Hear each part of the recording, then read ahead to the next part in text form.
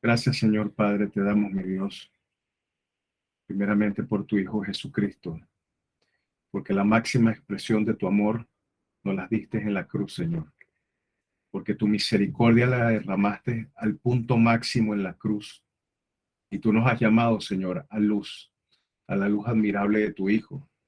Nos has llamado, Señor, y nos has hecho tu familia. Somos tu pueblo, Señor. Gracias, Señor.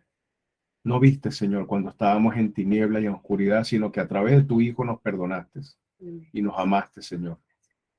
Y ahora que podemos decir que somos tus hijos, ahora que podemos darte toda honra y toda gloria a ti, Jesús, somos nosotros los que te decimos, Señor, acércanos a ti. Ahora te pedimos, Señor, que te reveles a nuestras vidas como el Dios maravilloso, el Dios eterno, el Dios santo, el Dios infinito que eres en todos tus atributos, mi Dios. En esta noche te pedimos, Señor, que sea por medio de tu Espíritu Santo, que te manifiestes a nuestras vidas, Señor, para que en el nombre de tu Hijo Jesús aprendamos más de ti, Señor.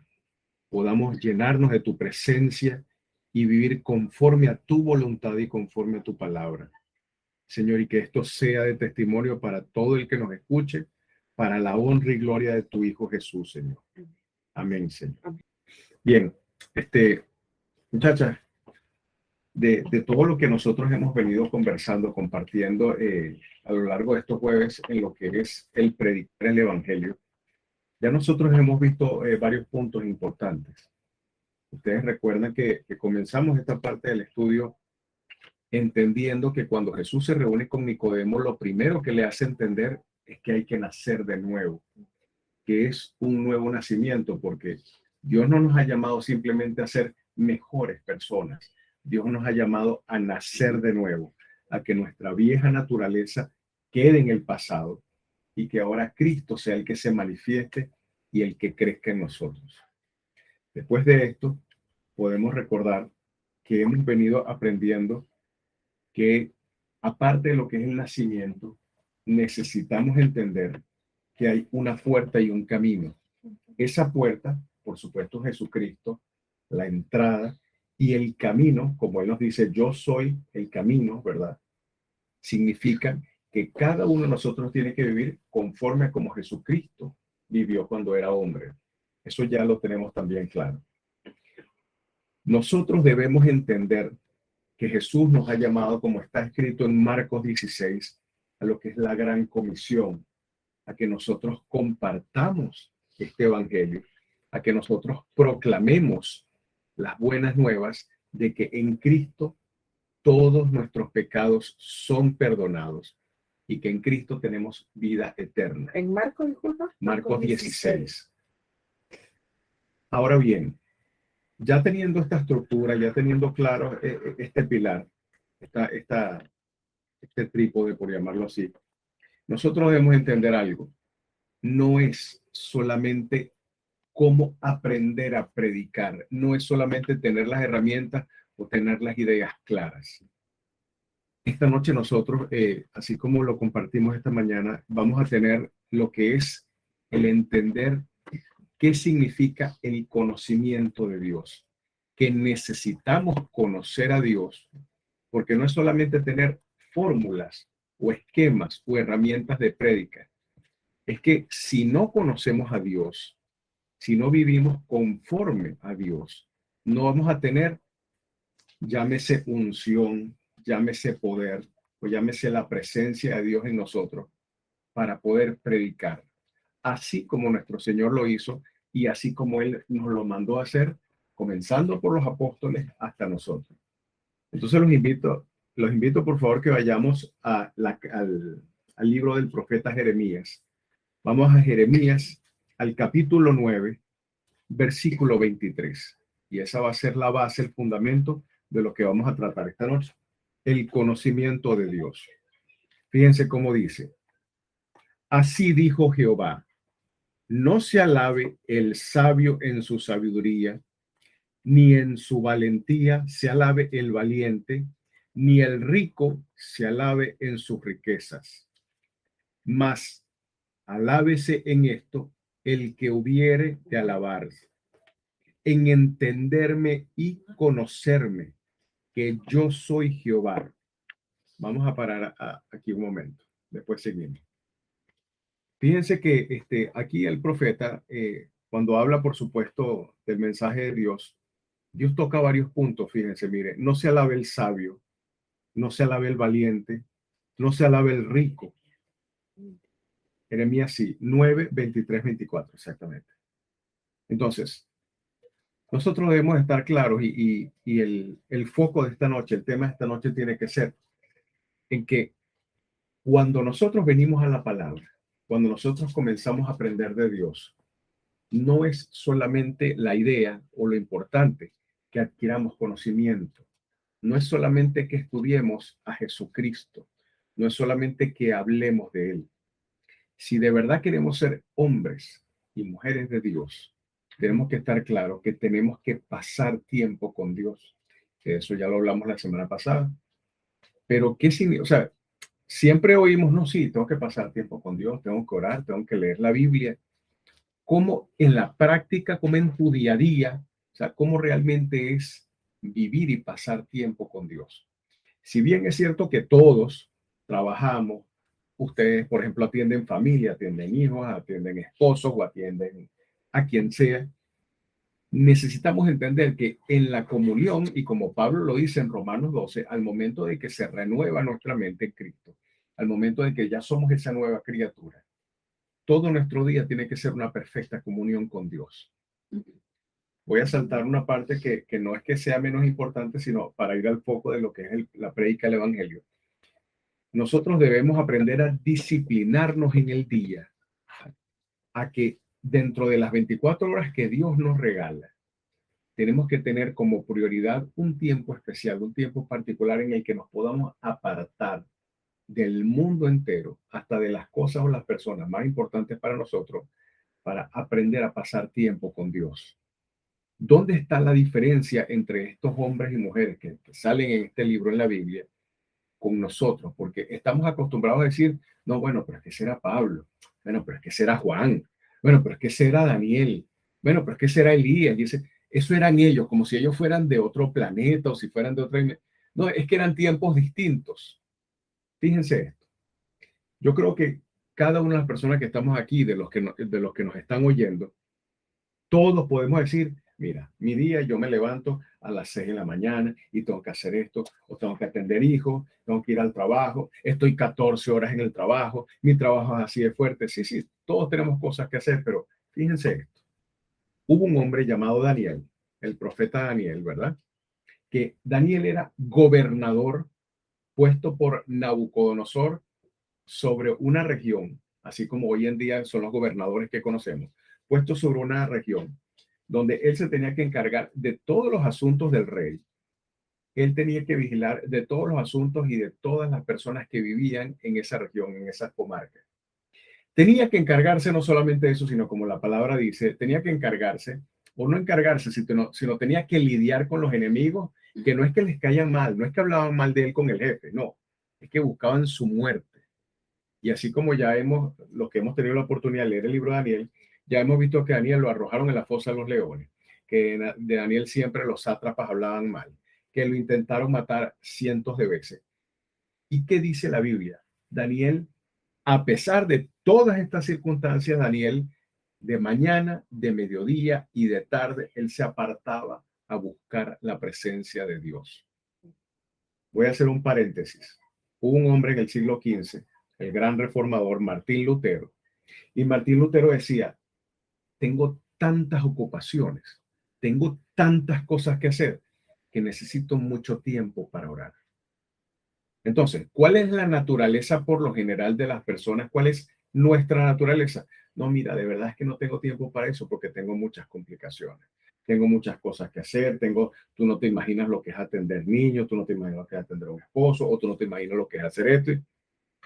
¿Cómo hacían entonces estos hombres? O sea, ¿qué diferencia había en estos hombres? Que había un espíritu distinto, que mientras nosotros buscamos excusas o argumentos, ellos más bien buscaban en la presencia de Dios solucionar todos los problemas de su vida, todas las circunstancias. No porque estos hombres vivieron o 2500 años antes o 500 años atrás, sus circunstancias eran distintas. Ellos hasta tenían peores problemas porque no podemos comparar ninguna de nuestras circunstancias con el hecho de que nuestra vida corriera un riesgo de muerte. Entonces, ¿qué pasa? Ya para no seguir tanto citando hombres de hace tanto tiempo, para ir más a nuestra época actual, el que quiera de verdad ser hombre y mujer de Dios necesita aprender la diferencia de lo que es pasar tiempo con Dios. Y fíjense cómo el Señor dice, y ahora sí voy a leer el versículo completo, el versículo 24. Mas alábese en esto el que se hubiere de alabar, en entenderme y conocerme, que yo soy Jehová, que hago misericordia, juicio y justicia en la tierra. Porque estas cosas quiero, dice Jehová. Yo no sé si ustedes recuerdan que en estos días les envié un mensaje de un profeta llamado Miqueas, que vivió en otro tiempo, donde decía, esto es lo que Dios quiere que hagas, esto es lo que Dios quiere para ti, que aprendas a amar la misericordia, que hagas justicia y que te humilles ante tu Dios. Solamente Dios pide esas tres cosas. Claro, cada una tiene un nivel de profundidad. Pero entonces, ¿qué pasa? Más allá simplemente de nosotros compartir un mensaje, más allá de nosotros evangelizar, tenemos que entender algo. El que quiera ser hombre y mujer de Dios y quiera que el mensaje que predique o que comparta genuinamente tenga poder y tenga efecto, que esa palabra no vuelva vacía, necesita pasar tiempo con Dios. O sea, el que de verdad dice, yo soy cristiano o yo soy hombre o mujer de Dios, necesita pasar un tiempo a solas con Dios. Fíjense algo, yo no estoy diciendo ahorita de que se conviertan en mártires, que hagan una vida sufrida, pero el que en la medida de su tiempo humano comienza a compartir más con Dios, cada vez va a anhelar estar más tiempo con Dios. Y en la medida en la que más apartas tiempo para orar y para leer la Biblia, en esa medida Dios va a multiplicar todo lo que en tu vida llámese tiempo o capacidades o herramientas para que tú puedas y aprendas a lidiar con tus situaciones humanas, porque Dios te quiere es en su presencia. Esto no es de que no, mira, de las 24 horas voy a pasar 20 horas con Dios y bueno, ustedes vean qué hacen, ustedes se hacen su comida y vamos a ver quién paga la luz. No, no, no. Para todo hay un orden y hay un tiempo. Pero dentro de ese tiempo, Dios quiere que nosotros aprendamos a priorizar lo que es pasar tiempo con Él. ¿Por qué? Porque el que se aparta con Dios, el que aprende a conocer y a entender a Dios, es aquel que cuando vaya al mundo, cuando vaya a sus conocidos, cuando vaya a los hombres y a las mujeres, esa palabra que dé va a llevar el Espíritu Santo. Amén. No es como esas personas que hablan y hablan y hablan y nunca tiene un efecto, nunca tiene un impacto, porque entre lo que es su caminar y lo que es su predicar hay un abismo de diferencia. Entonces, ese es el tema de esta noche, el conocimiento de Dios. ¿Y qué es el conocimiento de Dios? Vamos, por favor, ahora. Vamos a ir al Evangelio de Juan un momento, al capítulo 17. Fíjense cómo dice Jesús, cómo dice el Señor en el versículo 3.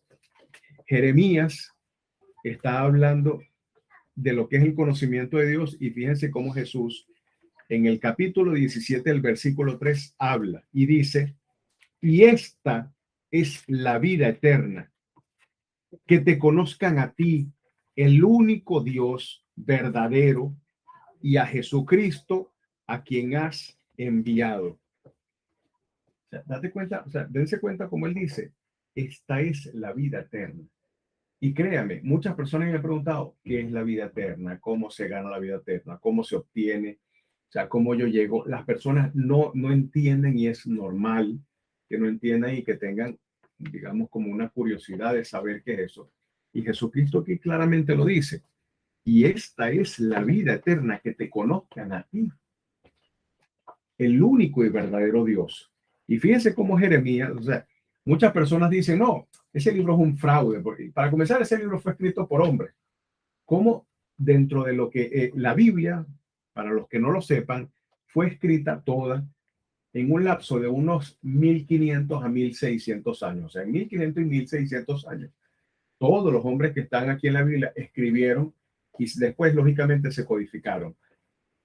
Dios, dentro de todo lo que ha sido la historia de la humanidad, dentro de lo que han sido estas personas, ha dejado muy claro que el centro, la razón por la que nosotros fuimos primero creados y por la cual en esta creación nosotros podemos obtener vida eterna es conociéndolo a Él.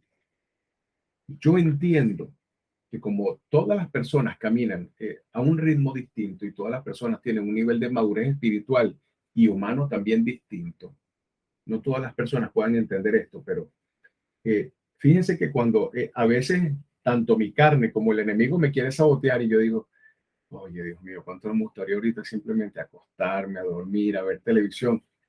Pero entonces el Señor me llama atención y yo digo, pero sí es verdad que para esto es para lo que yo fui creado. Yo no fui creado para toda la sarta de tonterías que yo pienso, sueño o hago en el día.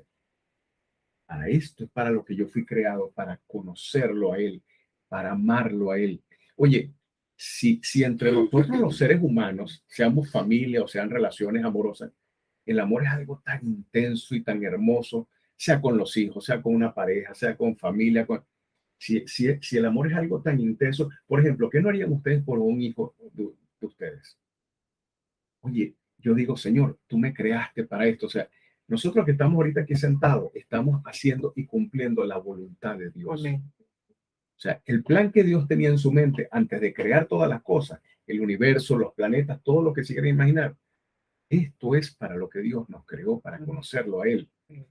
Pero cuando nosotros vamos a venir a hablar de Jesucristo, o cuando le vamos a hablar a alguien de que tienes que nacer de nuevo, o cuando le vamos a explicar a alguien en amor que está en pecado, no podemos hacerlo si no conocemos a Dios. ¿Por qué?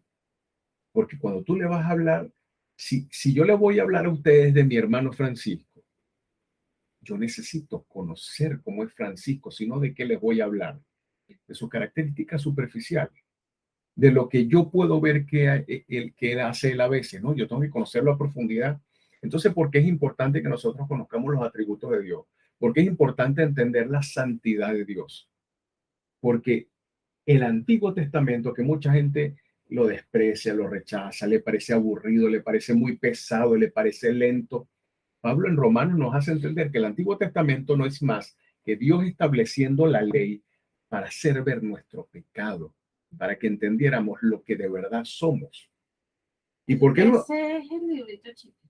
el Antiguo Que Testamento? que era azulito, que era chiquito. No, ese es el Nuevo Testamento. Ese Ese es el que tú dices, el de los Gedeones. Sí, sí, ese, no. Que era un librito Sí, azulito chiquito. no, ese es el Nuevo Testamento con los Salmos y Proverbios.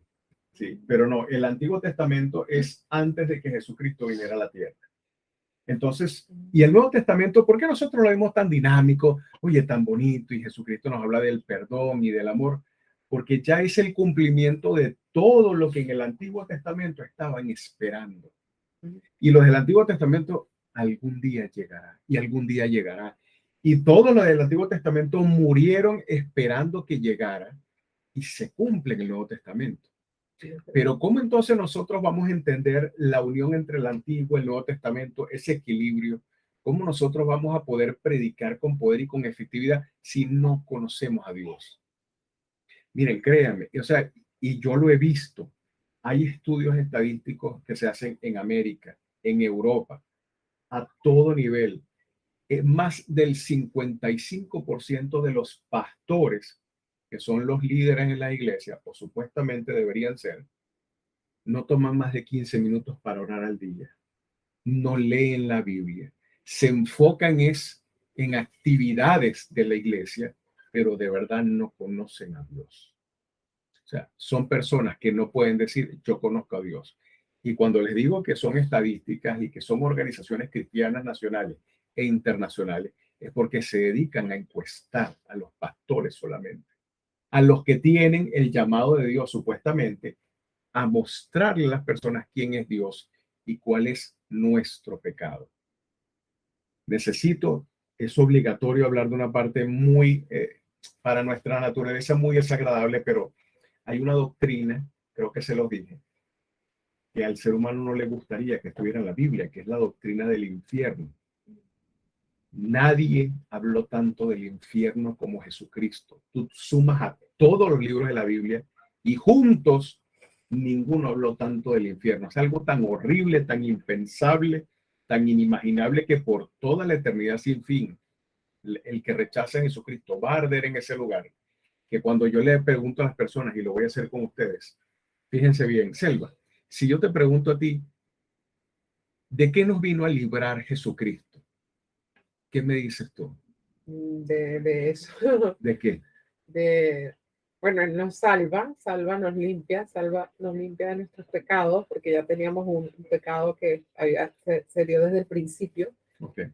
Y Jesucristo, bueno, hizo muchas, yo siento que hizo muchas cosas, pero lo principal es librarnos del fuego eterno, del crujir y de ese sitio que se habla.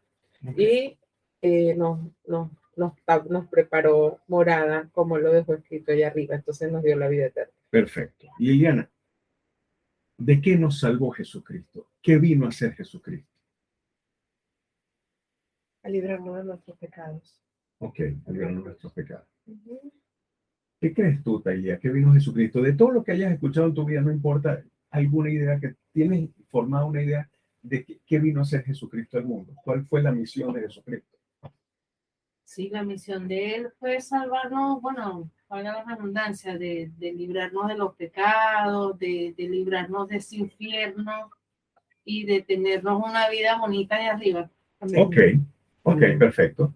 Fíjense todo lo que ustedes han dicho. Ustedes han dicho cosas, sí, que están aquí en la Biblia, pero yo quiero que ahora lo vean bajo este enfoque. Y no es que yo estoy sacando algo nuevo, que es una revelación, no. Fíjense esto. Sí, pues como muchos dicen, no, he tenido una revelación de Dios. Mentira. La única revelación de Dios está aquí en su palabra. Punto. Y aquí quedó. Jesucristo vino a librarnos de la ira de Dios. De la ira de Dios, claro. Jesucristo vino a librarnos del juicio de Dios. Evidentemente, el infierno. Claro. Pero fíjense esto, y yo quiero que lo vean y lo piensen de esta forma. ¿De qué nos libró el sacrificio en la cruz? De la ira de Dios. A mí lo que me parece impactante es que Él nos libra, claro, porque Dios no, como siempre me decía Liliana, Dios no va a pasar por encima de lo establecido por Él mismo. Claro, porque hay personas que como no conocen a Dios, que como no conocen sus atributos, hay personas que se juegan y creen que son muy graciosos cuando dicen, ¿qué es lo único que Dios no puede hacer? ¿Sabías que Dios no es omnipotente? Porque hay cosas que Dios no puede hacer. Dios no puede mentir. Dios no puede crear otro Dios. Dios no conoce otro Dios como Él. Dios no puede hacer esto. Entonces, comienzan de una forma muy ingenua, por no decir ignorante, a hablar de cosas que Dios no puede hacer. Entonces Dios no es omnipotente. No. Cuando vayamos a hablar de Dios, cuando vayamos a hablar de Cristo y de sus atributos, no debemos decir que hay cosas que Dios no puede hacer. Lo que debemos decir es que hay cosas que Dios no hace porque van en contra de su perfecta naturaleza. O sea, claro. Dios no puede hacer cosas que van en contra de su justicia, en contra de su santidad. Entonces no es que Dios no es omnipotente, es que Dios no va a contradecir su naturaleza, su esencia, su forma de ser. Perfecto. Entonces, cuando venimos a presentar el evangelio, necesitamos conocer muy bien a Dios para saber a quién vamos a presentar a las personas. Y más allá de lo que nos pudieran refutar, más allá de cualquier argumento o de falsas doctrinas, necesitamos entonces, y permítame hacer un paréntesis, Liliana, yo no recuerdo, te soy sincero, me disculpa, si tú estuviste con nosotros cuando estábamos dando los atributos, yo creo que no, porque en ese entonces, exacto, porque tú estabas en las reuniones que hacían perfecto la iglesia, que tú no importa, pero por ejemplo, Selva, que sí estuvo, tú estás comenzando con nosotros, pero ves o ven lo importante de conocer cuáles son los atributos. ¿Saben por qué lo recalco tanto? Hay estudios estadísticos que dicen que han hecho consulta a pastores y cuando le preguntan cuáles son los atributos de Dios, no saben cuáles son los atributos de Dios. Y no significa que, te das cuenta, yo sé más que tú, o como cuando estábamos en la universidad o en bachillerato, mira, ¿qué pusiste en tal pregunta? ¿Qué respondiste? Oye, no supe esa respuesta, yo sí. No, o sea, no se trata de una fórmula o de un secreto o de algo que esté escondido, que algo que sea místico. O sea, Dios no es un ser místico oculto, Él se da a conocer y Él se revela en su palabra. Pero ¿qué pasa? Muchísimo porcentaje, un alto porcentaje de esos pastores no conoce los atributos de Dios. Y si no conoces los atributos de Dios, significa que no conoces a Dios. O sea, tú podrás decir lo que quieras, yo podré decir lo que sea. Si no conozco los atributos de Dios, no conozco a Dios. Si yo no hablo de las características de mi hermano, yo no conozco a mi hermano. ¿Quién conoce a tu hijo como tú? Nadie. ¿Por qué? Porque ¿quién pasa el tiempo de intimidad que pasas tú con tu hijo? Bueno, Dios primero y después yo. Claro, sí, claro. Hablando de un plano humano. Sí, no queda ni tiempo de estar con ellos ya. Pero entonces, si queremos entender que Dios nos ha llamado a la misión más hermosa que, ojo, como dice Pablo, esto lo digo soy yo, pero, y la Biblia también te lo habla, los ángeles anhelarían ser ellos los que llevaran el evangelio, pero Dios no se le dio esa misión ni a los ángeles, sino nos la dio a nosotros a través de su Hijo. Entonces, ¿cómo vamos a llevar el evangelio? ¿Cómo le vas a hablar a una persona de Cristo si no lo conoces a Él? Claro. Si no conoces sus atributos. A lo largo de tantos años yo he escuchado tantas cosas de las personas. No, es que Dios no puede existir por esto. Es que Dios no me quiere por esto. Es que Dios se olvidó de mí por esto. Es que cómo Dios va a ser bueno si pasa esto. Si Dios es omnipotente, ¿por qué permite tanta maldad? Y si permite tanta maldad, entonces ¿dónde está su bondad? El hombre no conoce a Dios. No lo conoce de verdad. Pero como no lo voy a conocer, si en esta Semana Santa pasada me calé el maratón completo de la vida de Jesús en la tele, no pasan tiempo con Dios. Y si no te apartas del mundo entero, de todo, hasta de tus hijos, y tomas un tiempo y le dices, Señor, este es tu tiempo conmigo. Cuando vayas a predicar, ¿qué vas a predicar? Vas a repetir como un loro. Como decíamos antes, los de hoy en día no, tal vez no entiendan. Vas a repetir como un disco rayado. O vas a hablar con el poder de Dios. O sea, cuando abras la boca, va a salir el poder de Dios de ti. Cuando alguien venga a decirte algo, te va a refutar algo si tú estás hablando de alguien que tú amas y que tú conoces y que esa persona primero te amó a ti antes de tú amarla a él. ¿Cómo tú vas a hablar con pasión, con amor de Cristo, sea en un púlpito, sea en la calle, sea en una reunión, en una casa, si no conoces de la persona que estás hablando? Repito, ¿cómo la vas a conocer si no pasas tiempo de verdad con esa persona? Y cuando digo pasar tiempo, no me refiero a que, muchachas, yo soy tan bueno que yo paso 15 o 20 minutos con Dios, ¿verdad? Yo soy muy bueno. No, yo me refiero a pasar tiempo de verdad con Él. Ustedes, sin importar cuánticamente, o sea, sin importar el reloj, ustedes pasan tiempo con sus hijos. Y ustedes cuando están haciendo otras cosas no los extrañan, no anhelarían estar más tiempo todavía con ellos. Sí. Sentimos la misma necesidad con Dios. Sientes el mismo anhelo que cuando estás haciendo algo y le dices en tu espíritu, Señor, anhelo estar contigo, quiero pasar más tiempo contigo. Moisés se lo dijo, le dijo, muéstrame tu gloria, no me conformo, quiero más de ti. ¿Y qué le dijo el Señor? Vas a ver mi espalda, vas a ver pasar mi bien. Eso lo veremos en otro momento porque eso tiene un significado el porqué. Pero Dios le dijo, el hombre no puede ver a Dios y seguir viviendo. Si el hombre ve a Dios, morirá en su carne, por supuesto. Y le dijo, vas a ver mi bien, mi espalda. Pero Moisés le dijo, quiero más de ti. Entonces, no nos estamos reuniendo o no estamos siendo llamados ni para formar una secta, ni para abandonar todas las cosas en la vida, ni para decirles voten a su familia. No, pero al que los creó, al que entregó todo por ustedes, porque Dios el Padre cuando entregó a su Hijo, lo entregó todo. No entregó una parte de él, lo entregó todo. En la mente del Padre, Cristo lo es todo. La gloria del Padre es Cristo, porque lo es todo. La Biblia entera, la historia desde Génesis a Apocalipsis, el centro de todo es Jesucristo. Por él y para él. Todo, Cristo es el todo. Cristo no es lo más grande que tú tienes. Cristo es todo lo que tienes. Porque aunque, claro, y muchas personas me dirán, para ti es fácil porque tú no tienes a nadie. Aunque yo tuviera hijos, esposa, empresas, lo que sea, aunque yo fuera el rey del mundo, no tengo nada si no tengo a Cristo. Porque hasta lo que yo más amo en mi vida va a pasar. Un hombre en estos días me dijo, Dios no existe porque se han muerto 5 familiares míos. Y yo le dije, creo que se los comenté si no me equivoco. Y yo, o no sé si lo hablé con otra persona, pero yo le dije, ¿no te has puesto a pensar que todos morimos? Entonces Dios no existe porque la gente muere. ¿No has pensado que todos vamos a morir? No, verdad que se lo conté, fue a un compañero. No, Dios no existe. Y yo le digo, ¿pero por qué dices eso? Porque se me han muerto 5 familiares y tú no vas a morir también y todos no morimos. Y el tipo se quedó así pensando.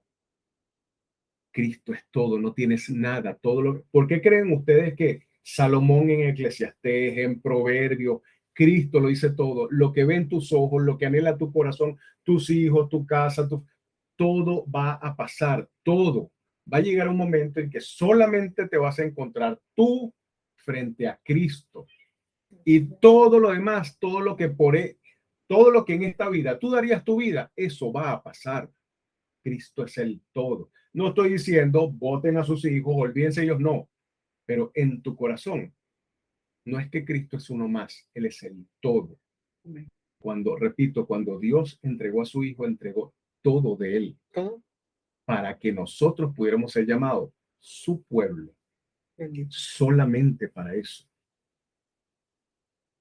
¿Cómo vas a predicar de esa persona si no la conoces?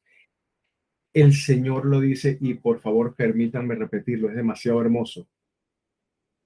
Así dijo Jehová, no se alabe el sabio en su sabiduría, ni en su valentía se alabe el valiente, ni el rico se alabe en sus riquezas, mas alábese en esto el que hubiere de alabarse, en entenderme y en conocerme. Amén. Dios dice, ¿alguien quiere jactarse de algo? Que se jacte de conocerme a mí. ¿Y cuántos en esta vida conocen de verdad a Dios? ¿Cómo vemos que está el mundo cuando salimos? Miren, Canadá, bueno, Canadá es un sueño de país. Ojalá yo viviera en Canadá. Y tengo mi mejor amiga, que es mi hermana en Cristo de paso, que está en Venezuela, tiene una amiga que vive en Canadá, que tiene hijos de la edad de ustedes. Y el niño, bueno, ahorita no voy a estar buscando mensajes, pero para resumirles, ella se enteró de que su hijo estaba planificando, no hoy, hace menos de un mes, pero el hijo estaba planificando suicidarse en Canadá, porque la vida de los jóvenes es tan infernal allá en Canadá, porque entre lo que es ¿cómo que se llama esto? Todos estos problemas de género, el LGBTQ, AIOU, y todas estas cosas. Entonces, el muchachito estaba enamorado de una muchacha y la muchacha le dijo, lo siento, soy lesbiana. Entonces, aparte de eso, todos lo desprecian porque varones tienen sexo con varones, hembras tienen sexo con hembras, con varones, o sea, y ellos ni siquiera, y ellos se lo dicen a este niño, ok, o sea, yo soy mujer, yo tengo sexo con hombres, pero también lo tengo con mujeres, yo ni siquiera sé qué soy, porque ahora saben todo este rollo que es el transgénero, el trans, yo no sé qué. Que se enamoran es del alma. Sí, de todas esas cosas. Entonces, fíjense bien. Entonces, miren al nivel en el que está este mundo, porque es un mundo que no conoce a Dios. Y ya ahorita, para ir cerrando un poco la idea, yo quiero que entiendan algo. La carta a Romanos siempre es tan importante y a los pocos pastores que entienden la Biblia les gusta mucho predicar Romanos, porque Romanos tiene 3 características principales y fundamentales. La carta a los Romanos es una carta que está con un nivel de profundidad tan grande que ni el más grande teólogo la puede entender, pero está escrita de una forma en que hasta el niño más sencillo la puede entender. Y Pablo lo que hace en Romanos, y sobre todo en capítulo 1, 2 y 3, es actuar como fiscal acusador en contra de la humanidad. ¿Y qué dice Pablo? Que Dios se ha revelado a la humanidad hasta inclusive en la naturaleza.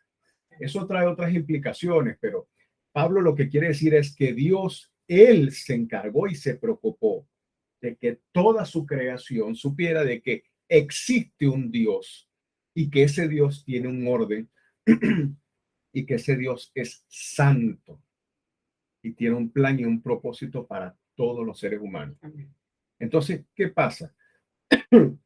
Cuando vayamos a salir a ese mundo del que les estoy hablando, a ese nivel de desastre moral, espiritual, sexual, psicológico, de toda forma, tenemos que ir muy bien preparados con la palabra de Dios a enfrentar un mundo que no conoce a Dios y que no sabe que Dios los creó a todos con un propósito, que no estamos en esta tierra por casualidad. Esto no es una circunstancia que, bueno, sí, yo, como dicen, me arrejunté con ella y salió ese muchacho. No, Dios tiene un propósito y un plan para todo y para todos. Eso que acabas de decir es clave, porque hasta en eso debemos cuidar. Sí.